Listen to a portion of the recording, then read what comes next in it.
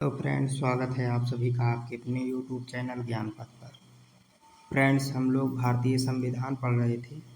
तो आज भारतीय संविधान के अंतर्गत हम लोग सर्वोच्च न्यायालय के बारे में पढ़ेंगे। तो आइए वीडियो शुरू करते हैं। पहला क्वेश्चन, उच्चतम न्यायालय के अधिकार क्षेत्र को बढ़ाने का अधिकार किसके पास है? तो यह संसद के पास है। अगला क्वेश्चन, भारत के सर्वोच्च न्यायालय की स्थापना कब हुई थी? तो यह 28 जनवरी 1950 को हुई थी। अगला क्वेश्चन, भारत के सर्वोच्च न्यायालय के कार्यवाहक मुख्य न्यायाधीश की नियुक्ति कौन करता है? तो यह राष्ट्रपति करते हैं। अगला क्वेश्चन, सर्वोच्च न्यायालय में मुख्य न्यायाधीश सहित कुल न्यायाधीश कितने हो सकते हैं? तो यह 34 हो सकते हैं। अगला फ्रेंड्स इम्पॉर्टेंट फैक्ट दिया है, दूरसंचार विवाद निपटान एवं अपील अधिकरण के निर्णयों को केवल सुप्रीम कोर्ट में चुनौती दी जा सकती है। अगला क्वेश्चन फ्रेंड्स, उच्चतम न्यायालय के न्यायाधीशों के वेतन का निर्धारण किसके द्वारा किया जाता है? तो यह संसद द्वारा तय किया जाता है। अगला क्वेश्चन, सर्वोच्च न्यायालय के न्यायाधीशों की नियुक्ति किसके द्वारा की जाती है? तो यह राष्ट्रपति के द्वारा की जाती है। अगला क्वेश्चन, उच्चतम न्यायालय के न्यायाधीशों की संख्या में वृद्धि करने की शक्ति किसे प्राप्त है? तो यह संसद को प्राप्त है। अगला क्वेश्चन, उच्चतम न्यायालय के न्यायाधीश किस प्रक्रिया के द्वारा हटाए जा सकते हैं? तो राष्ट्रपति के द्वारा संसद की अनुशंसा पर हटाए जा सकते हैं।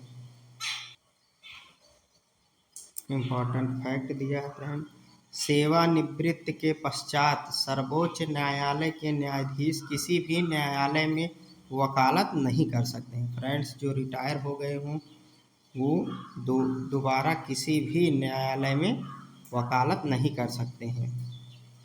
अगला क्वेश्चन, सामान्यतः उच्चतम न्यायालय के सभी मामलों की सुनवाई नई दिल्ली में होता है, परंतु किसके अनुमोदन से वह किसी अन्य स्थान पर भी सुनवाई कर सकता है? तो यह राष्ट्रपति के अनुमोदन से किसी अन्य स्थान पर भी सुनवाई कर सकता है। अगला क्वेश्चन फ्रेंड्स, सर्वोच्च न्यायालय के न्यायाधीशों की सेवानिवृत्ति की आयु कितनी है? तो यह 65 वर्ष होती है। अगला क्वेश्चन फ्रेंड्स, यदि आपको इस वीडियो का PDF चाहिए तो आप हमारे टेलीग्राम चैनल से जुड़ सकते हैं। अगला क्वेश्चन, भारतीय संविधान का कौन सा अनुच्छेद संवैधानिक विवाद में सर्वोच्च न्यायालय के अपीलीय क्षेत्राधिकार से संबंधित है? तो यह अनुच्छेद 134 का पहला है। अगला क्वेश्चन, उच्चतम न्यायालय में संविधान के निर्वाचन से संबंधित मामलों की सुनवाई करने के लिए न्यायाधीशों की संख्या कम से कम कितनी होनी चाहिए? तो यह 5 होनी चाहिए। कम से कम 5 न्यायाधीश होने चाहिए। अगला क्वेश्चन फ्रेंड्स, यहाँ पर सर्वोच्च न्यायालय से संबंधित महत्वपूर्ण अनुच्छेद दिए गए हैं। पहला, संविधान के भाग 5 में अनुच्छेद 124 से 147 तक सर्वोच्च न्यायालय से संबंधित प्रावधान किए गए हैं। वहीं अनुच्छेद 124 में सर्वोच्च न्यायालय की स्थापना एवं गठन संबंधी प्रावधान है। अनुच्छेद 126 के अंतर्गत कार्यकारी मुख्य न्यायाधीश की नियुक्ति की जाती है। अनुच्छेद 127 के अंतर्गत तदर्थ न्यायाधीशों की नियुक्ति की जा सकती है। अनुच्छेद 128 के अंतर्गत सेवानिवृत्त न्यायाधीशों को भी सर्वोच्च न्यायालय की बैठकों में उपस्थित होने के लिए बुलाया जा सकता है। वहीं अनुच्छेद 129 उच्चतम न्यायालय को अभिलेख न्यायालय घोषित करता है। अनुच्छेद 130 उच्चतम न्यायालय का स्थान निर्धारित करने की मुख्य न्यायाधीश की शक्ति के बारे में है। वहीं अनुच्छेद 131 में उच्चतम न्यायालय की आरंभिक या मूल अधिकारिता का विवरण है।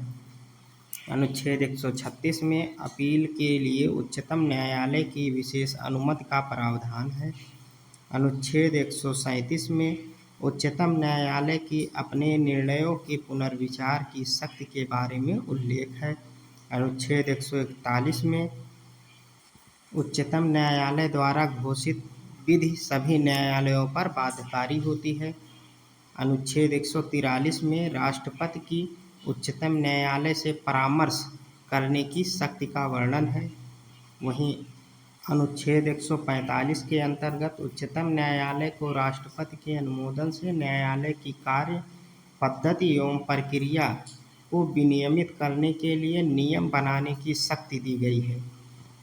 अगला अनुच्छेद 146 के अंतर्गत उच्चतम न्यायालय के अधिकारियों एवं सेवकों की नियुक्ति संबंधी प्रावधान किए गए हैं। फ्रेंड्स, यहाँ इम्पोर्टेंट फैक्ट दिया है। सुप्रीम कोर्ट के न्यायाधीशों के वेतन भत्ते तथा पेंशन भारत की संचित निधि द्वारा दी जाती है। तो फ्रेंड्स, वीडियो आपको कैसा लगा कमेंट में ज़रूर बताएं। यदि आपको वीडियो अच्छा लगा हो कृपया लाइक सब्सक्राइब करना न भूलें। आज के लिए बस इतना ही, फिर मिलेंगे नेक्स्ट वीडियो में। तब तक के लिए जय हिंद।